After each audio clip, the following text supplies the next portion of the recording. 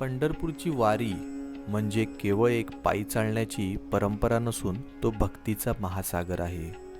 आषाढी आणि कार्तिकी एकादशीला पंढरपूरच्या दिशेने निघणाऱ्या या दिंडी सोहळ्यात समाजातील सर्व स्तरातील लोक एकत्र येतात. प्रत्येक वारकऱ्यांचा पांडुरंगाकडे पाहण्याचा दृष्टिकोन आणि त्यांची भक्ती करण्याची पद्धत वेगळी असते. वारकरी दिंडीचे मुख्य आधारस्तंभ असतात. हे लोक भजनाच्या तालावर अखंडपणे टाळ वाजवत आणि मृदुंगाचा गजर करत चालतात. त्यांच्यासाठी कीर्तन आणि नामस्मरण हेच पांडुरंगाचे ध्यान असते.